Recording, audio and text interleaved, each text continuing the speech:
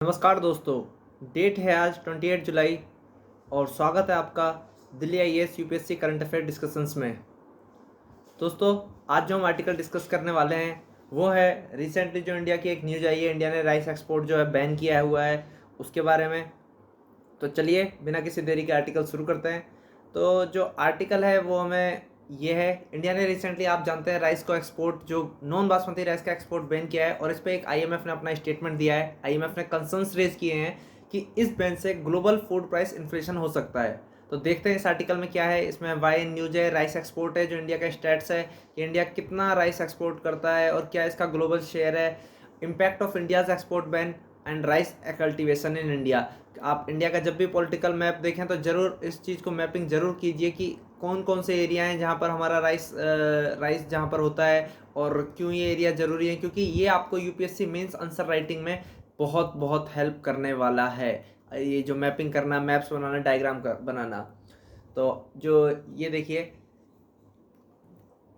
जो आप जानते हैं जो एक्सपोर्ट बैन हुआ है, इंडिया ने अभी रिसेंटली जो रेस्ट्रिक्शंस लगाया है नॉन बासमती राइस पे लगाया है। ये एक इंपॉर्टेंट पॉइंट है। नॉन बासमती राइस पे जो राइस हमारे यहाँ एक्सपोर्ट होता है वो दो कैटेगरी में आप डिवाइड कर सकते हैं, पहला बासमती, दूसरा नॉन बासमती।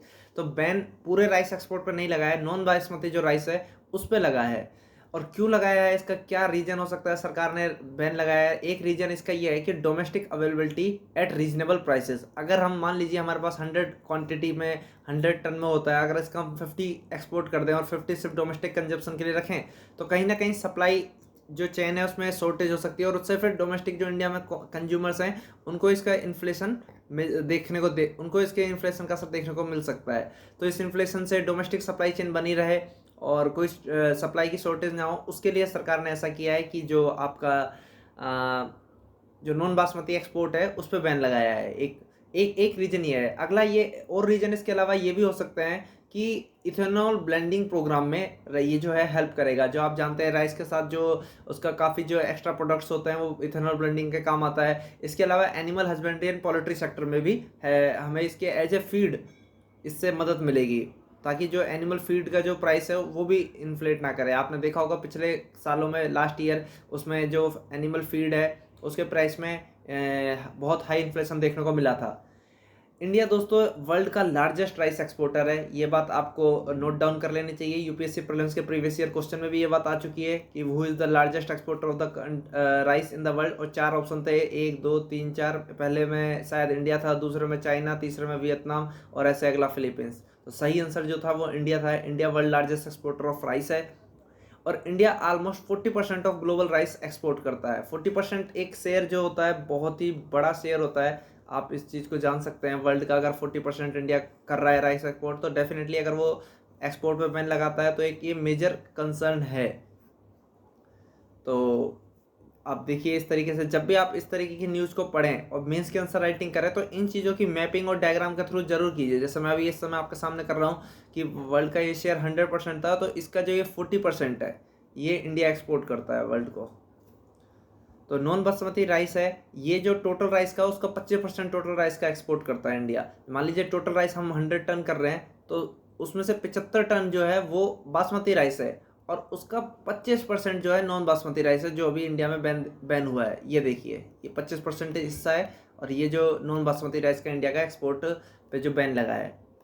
आगे देखते हैं इस चीज़ का इम्पैक्ट क्या देखने को मिलेगा। इम्पैक्ट ऑफ जो हमारा नॉन बासमती राइस एक्सपोर्ट का जो बैन लगाया उस पर। अकॉर्डिंग टू आईएमएफ की रिपोर्ट ये कहती है कि ग्लोबल ग्रेन प्राइसेस है उसमें 10 से 15% का इन्फ्लेशन देखने को मिल सकता है। हाल ही में आपने न्यूज़ देखी होगी कि अमेरिका में जो डिपार्टमेंटल स्टोर्स होते हैं, किराना स्टोर्स होते हैं, उनके बाहर लंबी लंबी लंबी लाइन लग गई थी। किस चीज़ के लिए? सिर्फ राइस की होर्डिंग्स के लिए। लोग अपने राइस के जो चावल के कट्टे हैं उन्हें इकट्ठा कर रहे थे क्योंकि उन्हें पता है अब सप्लाई शॉर्टेज होने वाली है, स्पेशली जो मसूरी गोल्डन राइस है इंडिया का, उससे रिलेटेड।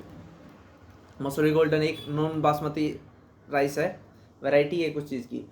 दूसरा जो इसके एक्सपोर्ट बैन के जो अलग कंसर्न्स हो सकते हैं कि ग्लोबल जो मार्केट है राइस का उसमें वल्नरेबिलिटी आ सकती है क्योंकि जो एल नीनो है वो स्ट्रेंथन हो चुका है। एल नीनो आप जानते होंगे जो पैसिफिक ओशन है और उसमें एल नीनो लाल नीना होते हैं इस तरीके से। इधर मान लीजिए एशिया है और ये अपना ये अपना क्या जो है नॉर्थ अमेरिका है, और तो ये बीच का जो पैसिफिक ओशन है इसमें जो हमारा अल नीनो देखने को मिलता है इक्वेटोरियल के थोड़ा सा साउथ साइड में, तो अल नीनो स्ट्रेंथन हुआ है और इससे जो होता है south and south east Asian rice production पे इफेक्ट पड़ सकता है, क्योंकि अल नीनो मतलब जो एशियन रीजन है वहाँ पर ड्रॉट की सिचुएशन होना, और इंडिया एक मेजर सप्लायर है राइस का एशिया और सब सहारन अफ्रीकन कंट्रीज में, तो वहाँ पर भी जो राइस मार्केट है उसमें डिस्ट्रप्शन देखने को मिलेगा।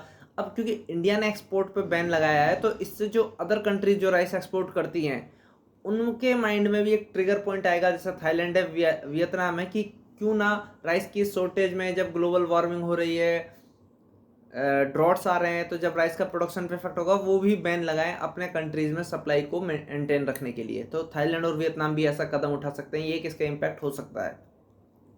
राइस कल्टीवेशन इंडिया में होता है, जो आप देखते हैं इंडिया में राइस एक लार्जेस्ट जो क्रॉपिंग एरिया होता है वो राइस का ही होता है। ऑलमोस्ट 25% ऑफ द टोटल जो क्रॉप एरिया है उसमें राइस कवर करता है। हरियाणा पंजाब तो एक डोमिनेटेड फील्ड है इस एरिया में। यहाँ पर जो हरियाणा और पंजाब में जो राइस होता है ये स्पेशली इरिगेशन है और जो ग्रीन रेवोल्यूशन हुआ है उससे डोमिनेट करते हैं इस एरिया में। India world second largest rice producer है आफ्टर चाइना, लेकिन जब एक्सपोर्ट की बात आती है तो इंडिया फर्स्ट है। ये आपको ध्यान रखने की बात है कि एक्सपोर्ट में फर्स्ट है, क्योंकि मान लीजिए चाइना इतनी ह्यूज कंट्री है, वहाँ पर कंजप्शन भी ज़्यादा है, कंजप्शन इंडिया में भी ज़्यादा है, लेकिन इंडिया का बासमती राइस एक्सपोर्ट ज़्यादा होता है, उसके प्राइस अच्छे मिलते हैं। ये खरीफ क्रॉप है।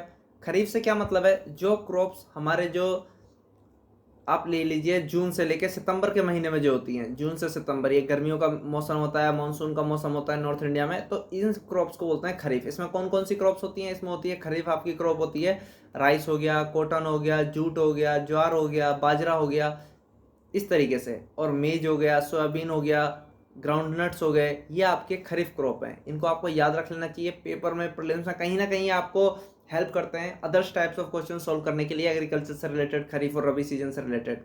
खरीफ के लिए क्या क्या जो हमें टेम्परेचर और गुड कंडीशन, एटमॉस्फेरिक कंडीशन कैसी होनी चाहिए, हाई टेम्परेचर की आवश्यकता है। जैसा कि मैंने आपको बताया ये जून से सितंबर में होता है, यहाँ टेम्परेचर काफ़ी हाई होता है इस समय, अबाउट 25 डिग्री सेल्सियस।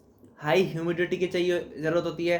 जैसे आप जून से सितंबर देखेंगे ये एक मानसून सीजन भी है, और मानसून सीजन में खूब रेन होती है इंडिया में, और रेन होने से जो ह्यूमिडिटी भी बनी रहती है।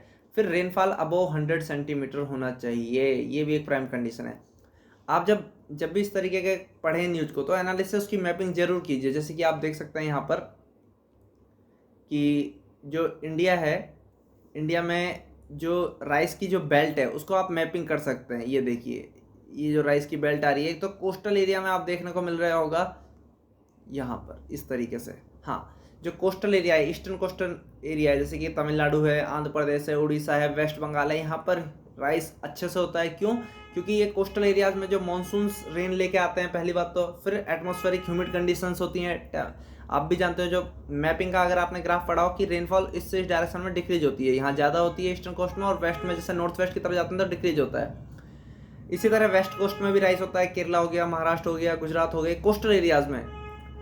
और इंटीरियर जो एरिया आता है, यहाँ बिहार है, उत्तर प्रदेश है, गंगेटिक प्लेन्स है ये जो, इस गंगेटिक प्लेन्स में जो वाटर अवेलेबिलिटी होती है वो ग्राउंड वाटर से हो जाती है, रिवर वाटर से होती है, कैनाल से हो जाती है, तो और यहाँ पर इस तरीके से होता है। और हरियाणा पंजाब है यहाँ पर, क्योंकि वाटर की कोई रेनफॉल इतना नहीं है, प्लस रिवर्स भी इतनी नहीं है हरियाणा में, और तो यहाँ पर जो इरिगेशन सिस्टम है, कनाल सिस्टम है, जो ग्रीन रेवोल्यूशन से थ्रू डेवलप हुआ है, तो यहाँ पर राइस इस कारण से ज़्यादा होता है। तो ये था एक आर्टिकल, इंडिया का राइस एक्सपोर्ट बैन, इसके इम्पैक्ट्स और इसका राइस कल्टीवेशन इंडिया में कैसा है। Thank you very much friends for watching this video, and please like, share and subscribe the channel. ये आपका सब्सक्रिप्शन हमें मोटिवेशन देगा नेक्स्ट वीडियो बनाने के लिए, और टारगेट करते हैं इस वीडियो पे 10 लाइक्स आएँ, कम से कम 10 लाइक्स आएँ। और आप अपने कमेंट ज़रूर दीजिए हमें, आपके फीडबैक, हमारे फीडबैक के लिए, कि आपको कुछ सजेशंस हैं, आपकी कोई क्यूरीज है, आप कोई आर्टिकल डिस्कशन करना चाहते हैं, या आप न्यूज़पेपर के आर्टिकल किसी डिफरेंट वे से डिस्कशन करना चाहते हैं, तो प्लीज़ अपने कमेंट्स ज़रूर दीजिए, और इस वीडियो पर 10 लाइक्स ज़रूर दीजिए। Thank you very much for watching this video. All the best.